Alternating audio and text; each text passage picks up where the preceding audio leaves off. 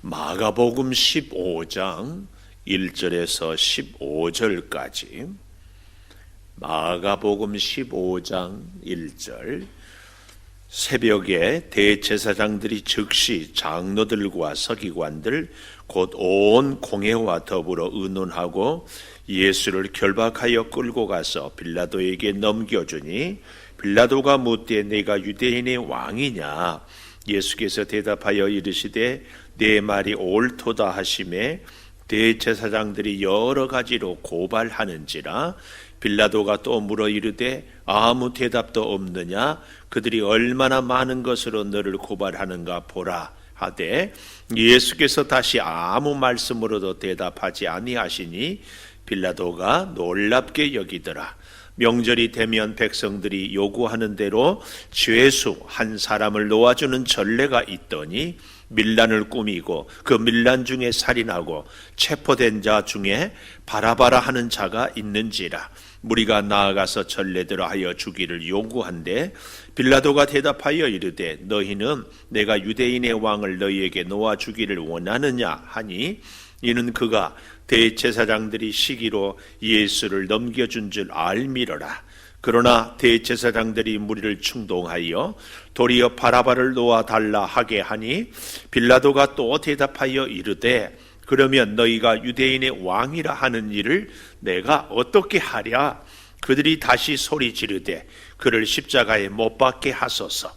빌라도가 이르되 어찌미냐? 무슨 악한 일을 하였느냐 하니, 더욱 소리 지르되 십자가에 못 박게 하소서 하는지라. 빌라도가 무리에게 만족을 주고자 하여 바라바는 놓아주고 예수는 채찍질하고 십자가에 못 박히게 넘겨주니라. 아멘. 오늘 또 새벽을 깨우는 은송아, 너는 참 대견하다. 엄지척 변함없이 새벽 제단을 지키는 집사님은 참 훌륭하십니다. 훌륭하십니다. 이 모든 것이 주님의 은혜입니다. 아멘. 제가 이 유튜브 영상을 다시 이렇게 보니까 아주 제 이 표정이 너무 굳어 있어가지고 설교하기 전에 한 번씩 웃고 해야 되겠다. 이렇게 좀 해보려고 하고, 또 여러 가지로 조금 이렇게 어색하기도 하고 하는데, 그렇습니다.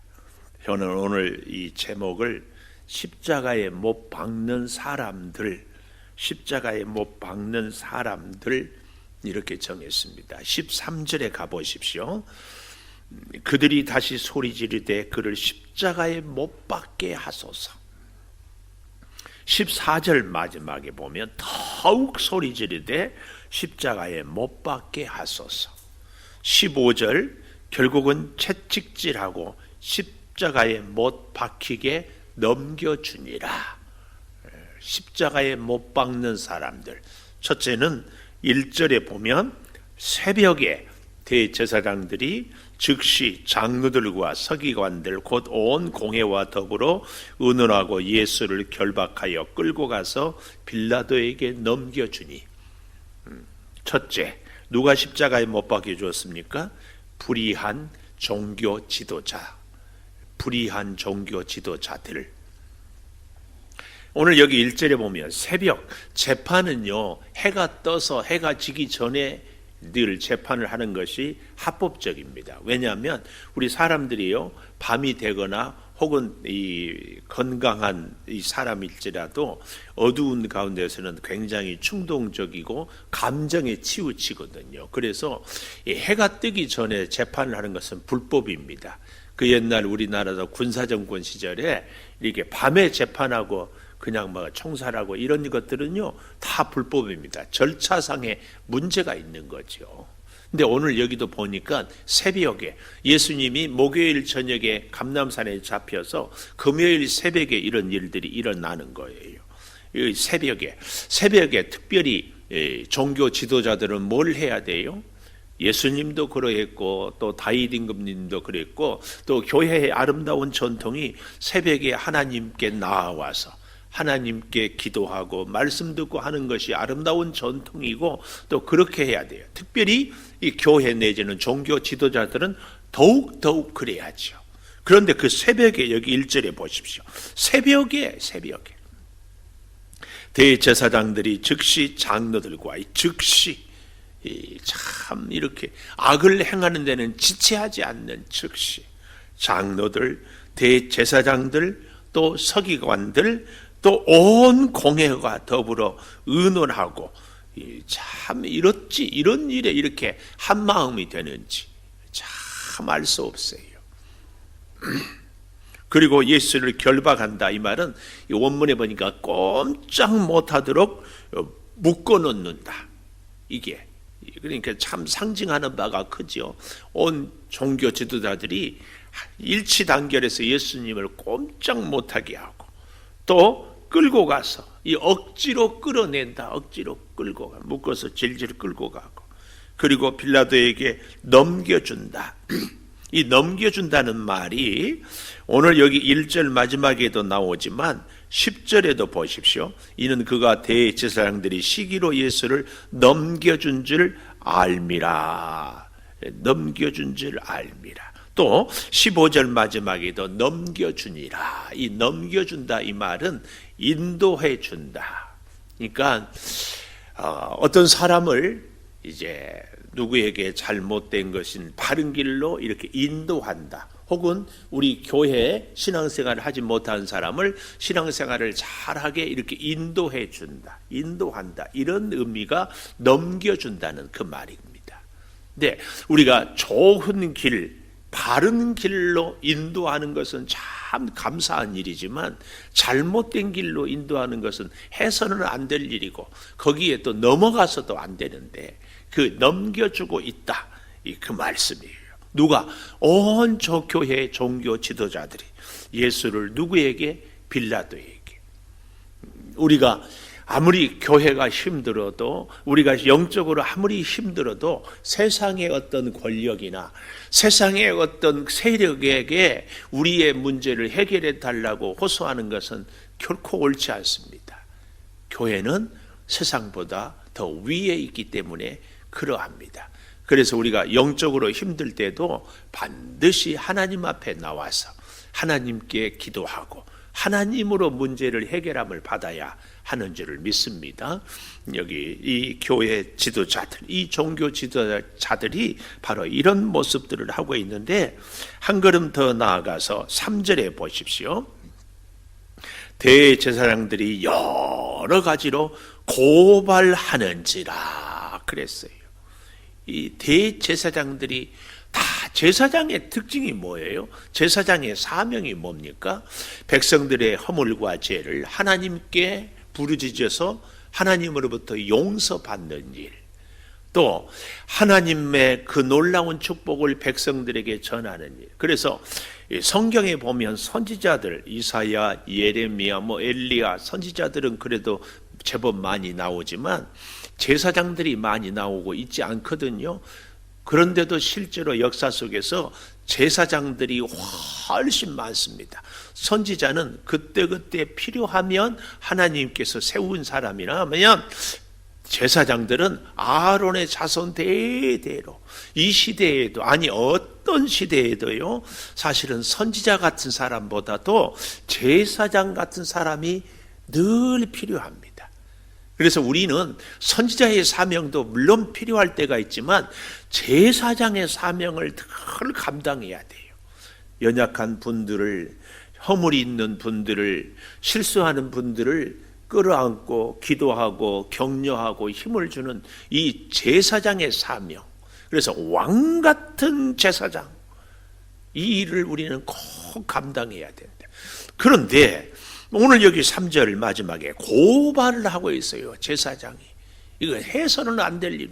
이것은요 제사장이 아니어도 율법학자들이 혹은 선지자들이 다 할 일이, 제사장의 본분은 하나님께 예배하고 백성들의 죄를 사함받게 하는 것이 제사장의 본분입니다. 그런데 그 본분을 잊어버리고 있어요. 우리 성도는 죽어가는 영혼을 살리고 하나님의 그 사랑의 생명을 자꾸 전파하는 것이 성도의 본분이지 우리 성도가 고발하는 것은 옳지 않다. 특별히 이 고발하는지라 이 문법적으로 보니까 이것은요, 미완료 과거예요. 이게 무슨 말이냐면은 아직 다 완료가 되어 있지 않기 때문에 계속해서 고발하고 과거로부터 지금까지, 이걸 미완료 과거라고 그래요. 고발을 한 번만 하는 것이 아니라 빌라도에게 대제사장들이 계속 예수는 이렇게 나쁜 사람이고, 예수는 이렇게 죄를 지었고, 예수는 이렇게 모독을 했습니다, 이걸 계속 하는 거예요. 우리가 이 제사장들의 모습을 통하여서 이 사순절 고난주간을 지내면서 행여 이런 모습 나에게는 있지는 않은데, 나의 본분은 제사장의 사명인데 내가 하는 일은 고발하는 일을 혹시 하고 있지는 않은가? 오늘 우리가 첫 번째 기도 제목을 꼭 갖고 우리 같이 기도하기를 바랍니다. 나는 하나님으로부터 제사장으로 부름을 받은 사람이에요. 그런데 내가 하는 일은 고발하는 일을 하고 있지는 않는지 돌아보는 것. 두 번째로는 여기 6절에서 10절까지 보면은 이 비겁한 정치 지도자. 첫째로는 뭐였어요? 불의한 종교 지도자. 두 번째로는 비겁한 정치 지도자. 다 불의해도 종교 지도자는 의로워야 되고, 다 비겁해도 정치 지도자는 비겁하면 안 되는데, 바로 그래서 재밌는 얘기가 있죠. 심리학자가 가장 비심리학적이고, 신학자가 가장 비신학적이고, 뭐 이런 얘기들이 있지 않아요? 오늘 여기 바로 종교 지도자들, 또 정치 지도자인 이 빌라도가 얼마나 비겁한 모습을 보여주고 있는지 모릅니다. 여기 보십시오. 6절에 보면 명절, 특별히 6월절이지요. 6월절은 우리도 뭐 광복절 특사, 3.1절 특사 이렇게 해서 죄수들을 이렇게 풀어주는 그런 경우가 있지 않습니까? 유대인들에게는 이 6월절에 죄수를 풀어주는 전례가 있었다 그래요. 그런데 그 중에 바라바는 밀란하고 살인하고 체포했다.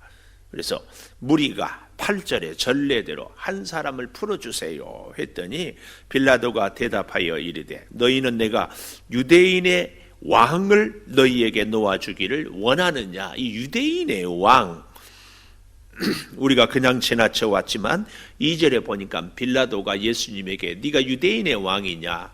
예수님이 3절에 네가 말하였다. 근데 여기서 빌라도는 너는 이 땅의 왕이냐? 예수님은 나는 하나님 나라의 왕이다.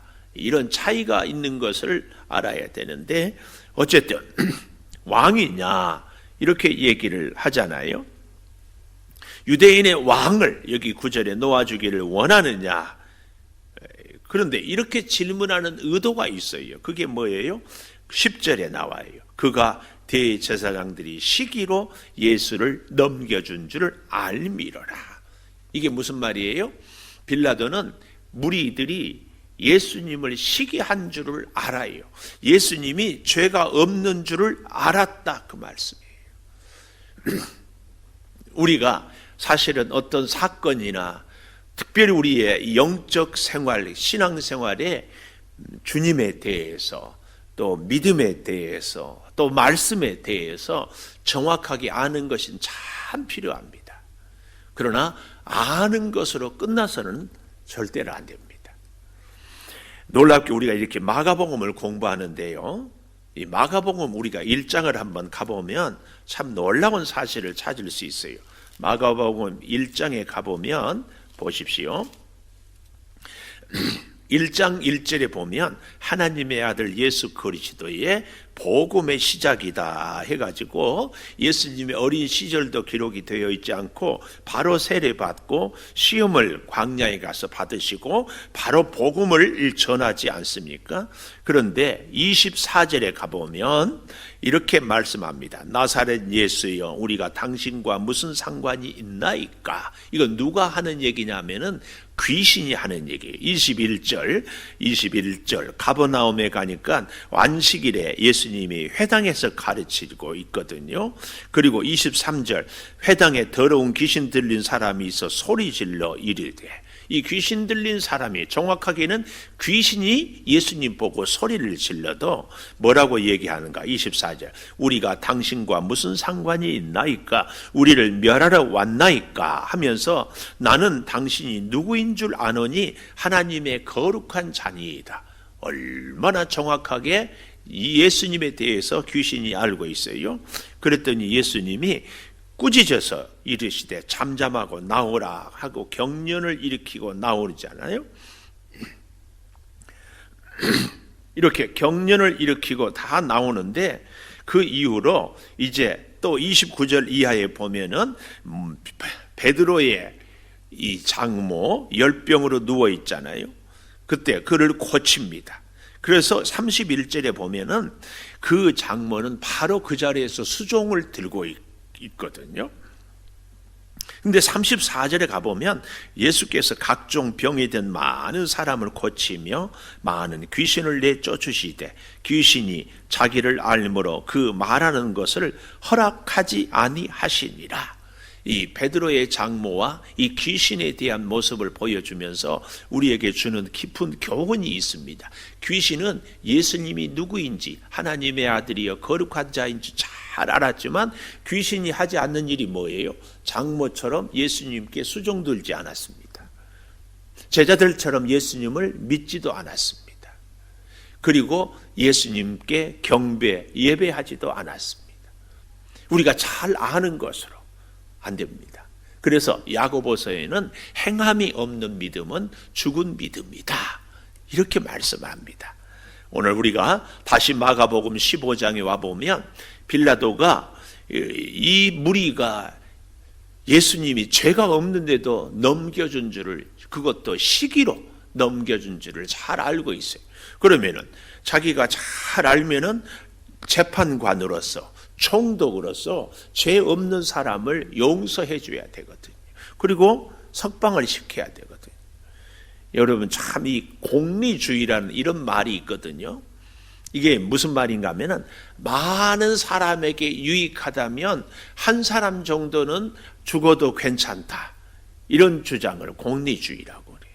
근데 이게 참 얼마나 무서운지 몰라요. 여러분, 많은 사람이 원하니까 나 자신은 죽어도 된다. 많은 사람들이 불의한데 한 사람이 의로워요. 그러면은 그 한 사람이 잘못돼도 되는가? 우리 그런 얘기 있잖아요. 한 사람 바보 만들기는 참 쉽다. 특히 우리가 이 하나님의 교회 안에서는요, 가끔은 그럴 일이 없어야 되지만 모두가 원하지만, 모두가 좋다고 하지만 그 모두가 틀릴 수 있고 한 사람이 옳을 수 있습니다. 그래서 우리가 하나님께 기도하고, 그래서 하나님의 뜻을 구하는 것이 정말 중요합니다. 정말 중요해요. 사랑하는 여러분, 오늘 이 빌라도가 시기로 넘겨준 줄을 알미더라. 그리고 좀 더 보십시오. 알미러라 해놓고 또 그들이 빌라도가 14절에 가보십시오. 빌라도가 이르되 어찌미냐, 무슨 악한 일을 하였느냐. 아니, 예수에게 악한 것이 있으면 얘기를 해보아라. 나는 못 찾겠다, 그 말 아니겠어요? 그러니까 사람들이 더욱 소리 지르되 십자가에 못 박게 하소서, 십자가에 못 박게. 결국은 15절에 가보십시오. 빌라도가 무리에게 만족을 주고자, 요 말입니다. 만족을 주고자. 누구에게? 무리에게. 요즘 우리로 말하면 여론에 따라서 정치하는, 여러분, 이 정치는 여론에 따라서 할 수밖에 없고 또 해야 된다고 할지 모르지만 우리 하나님을 믿는 우리들은 반드시 하나님의 진리에 대해서 정말 우리가 바르게 서야 됩니다. 저는 개인적으로 요즘에 이 코로나 사태에 대한 우리 교회의 모습에 대해서 이제 시간이 지나서 반드시 역사적인 평가를 해야 한다고 믿습니다. 과연 이것이 우리에게 있어서 최선의 길이었는가에 대해서. 그래서 앞으로도 이런 일들이 또 닥치면 우리는 어떻게 우리가 교회가 행동을 해야 되는지, 여기에 대한 것들을 우리가 그래야 또 다른 실수를 하지 않을 수 있을 것 같아요. 지금 이렇게 하는 것이 우리에게 과연 최선이었는지, 또 우리의 삶의 순간순간에 결정해야 될 일들, 또 행동해야 될 일들이 있을 때마다 끊임없이 우리 스스로에게 질문을 해야 돼요. 혹시 나는 빌라도 같은 입장에 서 있지는 않는가? 잘 알아요. 이것이 죄가 아니고 이것이 잘못인지 아닌지. 그런데 사람들이 다 좋아하니까 사람들에게 만족을 주고자 그 일을 따라가는 일들은 혹시 내게 없는지, 이걸 물을 수 있어야 돼요. 비겁한 정치 지도자 빌라도, 내 안에 오늘 이 시대를 살아가는 우리들 안에 이 빌라도 같은 모습은 행여 없는지. 우리 그런 얘기 잘 하잖아요. 뭐 다 좋은 게 좋지요. 그러나 그로 인하여서 예수님이 십자가에 못 박힌 것처럼 오늘 우리가 무심코 행동하고 말하고 결정한 것 때문에 어떤 사람의 인생에 치명적인 아픔을 줄 수도 있지 않을까. 세 번째로는요, 예수님을 십자가에 못 박은 사람이 첫째는 불의한 종교 지도자, 두 번째로는 비겁한 정치 지도자라면 세 번째는 무지한 군중. 여기 11절에 대제사장들이 무리를 충동하여, 이 충동질에 우리가 속아서는 안 됩니다. 너 잘한다, 너 아니면 누가 하겠어, 이것이 옳아, 이것이 정의야, 막 이렇게 부추기는, 여기에 우리가 정말 놀아나서는 안 됩니다. 충동질. 정말 하나님께, 그래서 누가 무슨 얘기를 할 때마다 자꾸 제가 말씀드리는 것이 사람들의 소리보다도 하나님의 음성을 더 크게 들을 수 있는 믿음의 귀가 열려 있어야 되는 게 그래서 중요해요. 그래서 하나님의 말씀을 읽고 하나님의 말씀을 들어야 돼요. 사람들의 소리에 우리는 금방 흔들리기. 왜요? 제가 금방이라는 얘기를 한 줄 아세요?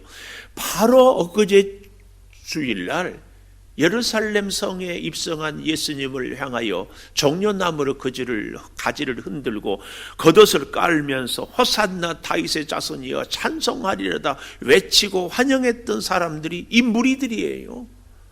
그 무리들이 지금은 십자가에 못 박으라고 소리 질러요. 왜요? 대제사장들의 충동질에 놀아나는 거죠.